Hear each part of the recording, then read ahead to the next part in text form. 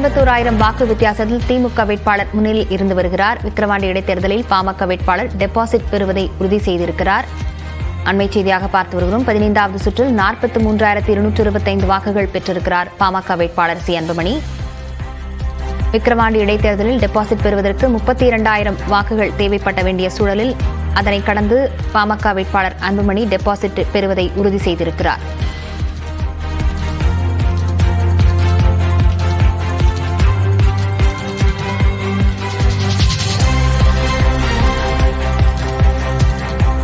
விக்கிரவாண்டி இடைத்தேர்தலில் பாமக வேட்பாளர் C Anbumani deposit பெறுவதை உறுதி செய்திருக்கிறார். 15வது சுற்றில் 43,225 வாக்குகளை பெற்று அவர் டெபாசிட் பெறுவதை உறுதி செய்திருக்கிறார்.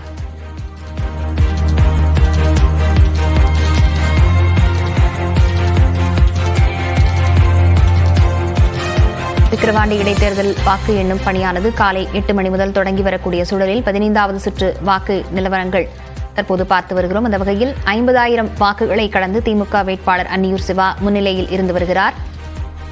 மேலும் விக்கிரவாண்டி இடைத்தேர்தலில் பாமக வேட்பாளர் டெபாசிட் பெறுவதையும் உறுதி செய்திருக்கிறார். 32,582 வாக்குகள் தேவைப்பட வேண்டிய சூழலில் 43,225 வாக்குகளை பெற்று பாமக வேட்பாளர் டெபாசிட் பெறுவதை உறுதி செய்திருக்கிறார்.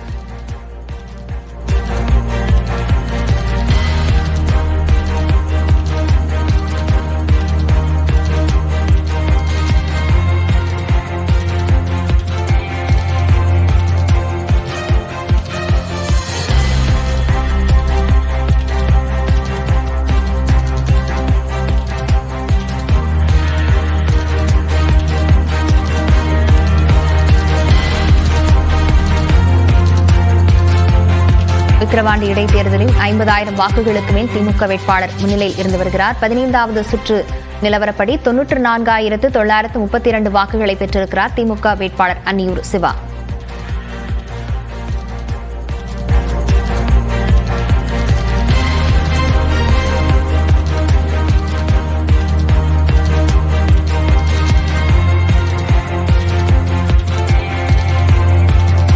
திமுக வேட்பாளர் அன்னியூர் சிவா 15வது சுற்றில் நிலவரப்படி 94,932 வாக்குகள் பெற்று முன்னிலையில் இருக்கிறார். அதேவேளையில் பாமக வேட்பாளர் சி அன்புமணி 43,225 வாக்குகளை பெற்று டெபாசிட் பெறுவதை உறுதி செய்திருக்கிறார்.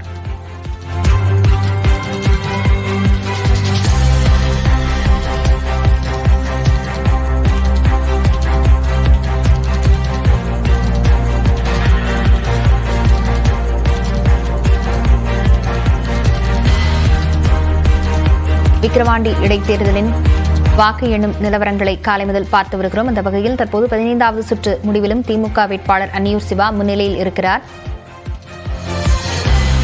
மேலும் விவரங்களுடன் களத்திலிருந்து செய்தியாளர் கோகுல் இணைந்திருக்கிறார். கோகுல், தற்போது 15வது சுற்று நிலவரம் வெளியாகி இருக்கிறது, விரிவாக பதிவு செய்யலாம்.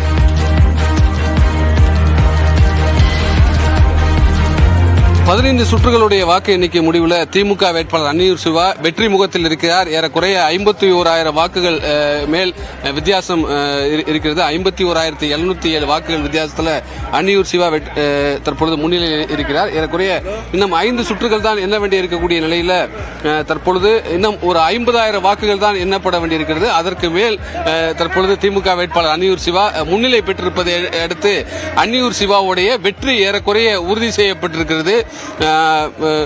இன்னும் ஏறக்குறைய ஒரு 50,000 வாக்குகள் தான் எண்ணப்பட வேண்டியிருக்கிறது. அதற்கு மேல் தற்பொழுது அன்னியூர் சிவாவுடைய வித்தியாசம் இருப்பதால் ஏறக்குறைய திமுக வேட்பாளர் அன்னியூர் சிவா விக்கிரவாண்டி சட்டமன்ற இடைத்தேர்தலில் தன்னுடைய வெற்றியை உறுதி செய்திருக்கிறார். இன்னும் அடுத்தடுத்த சுற்றுகளில் இன்னும் முன்னிலை பெறும்போது அந்த வெற்றி என்பது உறுதியாக ஏறக்குறைய உறுதி செய்யப்படும். இன்னும் இந்த நிலையில பாமக வேட்பாளர் சி அன்புமணி தன்னுடைய டெபாசிட் தொகையை தக்க வைத்துக் கொண்டிருக்கார். ஏறக்குறைய அவர் இந்த 15வது சுற்று முடிவில் 43,225 வாக்குகளை பெற்றிருக்கார். அவர் தன்னுடைய டெபாசிட் தொகையை தக்க வைத்திருக்கிறார்.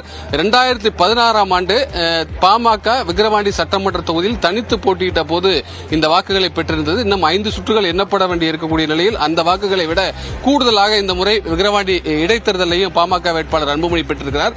தன்னுடைய டெபாசிட் தொகையை அவர் தக்க வைத்திருக்கிறார். ஏறக்குறைய அன்னியூர் சிவா வெற்றி முகத்தில் இருக்கிறார். இன்னும் 50,000 வாக்குகள் தான் எண்ணப்பட வேண்டி இருக்கக்கூடிய நிலையில் 51,707 வாக்குகள் வித்தியாசத்தில் இருப்பதால் அன்னியூர் சிவாவுடைய வெற்றி ஏறக்குறைய உறுதி செய்யப்பட்டிருக்கிறது. லாவண்யா. கோகுல், நீங்க இணைப்பில் இருங்க, தொடர்ந்து பேசலாம். நம்மிடையே இது தொடர்பான கருத்துக்களை பகிர்ந்து கொள்வதற்காக பத்திரிகையாளர் ஷபீர் அகமத் இணைந்திருக்கிறார். வணக்கம் ஷபீர். வணக்கம். தொடர்ந்து திமுக முன்னிலை வகித்து வருகிறது விக்கிரவாண்டி இடைத்தேர்தலில். இந்த முன்னிலை நிலவரத்தை நம்ம எப்படி பார்க்க வேண்டியிருக்கிறது முதற்கட்டமா? இது எதிர்பார்த்த ஒன்றுதான். இந்த தேர்தலில் திமுகவுக்கு ஒரு பின்னடைவு ஏற்படும் அப்படின்றதெல்லாம் யாரும் எதிர்பார்க்கல. நிறைய பிரச்சனைகள், அதாவது இந்த தேர்தல் காலத்தை டாமினேட் பண்ணுவதற்கான நிறைய பிரச்சனைகள் அப்படின்றது அங்க ஏற்பட்டிருந்துச்சு. குறிப்பாக கள்ளக்குறிச்சி கள்ளச்சாராய மரணங்கள், அதுக்கப்புறம் சட்டம் ஒழுங்கு தொடர்பான பிரச்சனைகள், அதுக்கப்புறம் ஆம்ஸ்ட்ராங்குடைய படுகொலை, இந்த விவகாரங்கள் எல்லாம் அங்க ஒரு பெரிய அளவுக்கு ஒரு இம்பாக்ட் கிரியேட் பண்ணோம் அப்படின்ற ஒரு எதிர்பார்ப்பு அப்படின்றது இருந்துச்சு. அது ஒரு பெரிய தேர்தல் பிரச்சனையாகவும் அந்த களத்துல மாறவில்லை. ரெண்டாவது, இந்த காம்படிஷன்ல உங்களுக்கு ஏடிஎம்கே இல்லாததுனால இந்த தேர்தலில் ஒரு பெரிய அளவுக்கு ஒரு ஆர்வம் என்பது இல்லை. ஏன்னா அதிமுகவுடைய வாக்குகள் யாருக்கு போகும், எந்த கட்சிக்கு அதிமுகவுடைய வாக்குகள் போகும் அப்படின்ற அந்த டிஸ்கஷன் தான் பெரிய அளவுக்கு இருந்துச்சே தவிர அங்க ஒரு திமுகவுக்கு ஒரு போட்டி இருப்பதான ஒரு தோற்றமோ அல்லது அந்த தேர்தல் காலத்துல திமுக ரொம்ப கஷ்டப்பட்டு ஜெயிக்கிற அளவுக்குலாம் ஒரு போட்டி என்பதெல்லாம் அவங்களுக்கு இல்லாத ஒரு சூழல் தான் இருந்தது. பாமக அங்க போட்டியிட்டாங்க. பாமக தரப்புல இருந்து அவங்க எதிர்பார்த்தது அதிமுகவுடைய வாக்குகளை பெற்றுவிட்டால் அந்த வாக்குகள் எல்லாம் நமக்கு வந்துச்சுன்னா நமக்கு அந்த ஓரளவுக்கு ஒரு டஃப் காம்படிஷனை கொடுக்க முடியும் அப்படின்னு எதிர்பார்த்தாங்க. சீமான் உடைய பெர்ஃபார்மன்ஸ், அவருடைய நாம் தமிழர் கட்சியுடைய பெர்ஃபார்மன்ஸ் அப்படின்றது இந்த விக்கிரவாண்டி தேர்தலில் கொஞ்சம் நல்லா இருக்கும். ஏன்னா அவருடைய கட்சி அங்கீகாரம் பெற்ற ஒரு அமைப்பாக மாறி இருக்கிறது. ரெண்டாவது, ஒரு 8% வாக்குகளை அவங்க நாடாளுமன்ற தேர்தலில் பெற்றிருக்காங்க அப்படின்னும் போது சீமான் இந்த விக்கிரவாண்டி தேர்தலில் கூடுதலாக களத்துல இருந்து கிட்டத்தட்ட ஒரு வாரத்துக்கு மேலேயே அவர் அங்க தங்கி இருந்து அந்த வேலைகளை பார்த்தாரு. ரெண்டாவது, அதிமுகவுடனான அந்த இணக்கமும் கொஞ்சம் அந்த சமயத்துல காட்டப்பட்டுச்சு. அதிமுகவினர் சட்டமன்றத்தில இருந்து சஸ்பெண்ட் செய்யப்பட்ட அந்த போராட்டத்துல நாம் தமிழர் கட்சியை சார்ந்த நிர்வாகிகள் எல்லாம் போய் அவங்களுக்கு ஆதரவு தெரிவிச்சாங்க, அவங்களுக்காக குரல் கொடுத்தாங்க. ஸோ இதெல்லாம் அங்க நாம் தமிழருக்கு அந்த வாக்குகள் போகும் அப்படின்ற ஒரு எதிர்பார்ப்பு இருந்துச்சு. அது கூட நடக்கல. ஏன்னா கடந்த முறை நாம் தமிழருக்கு 8000 ஓட்டு கிட்டதான் வாங்கியிருக்காங்க. அதே மாதிரியான ஒரு வாக்குகளை தான் இந்த முறையும் அவர்கள் பெற்றிருக்கிறார்கள் அப்படின்றது பார்க்க முடிகிறது. ஸோ கிட்டத்தட்ட இந்த தேர்தல் அப்படின்றது முடிவுகள் அப்படின்றது எதிர்பார்க்கப்பட்ட ஒன்றுதான்.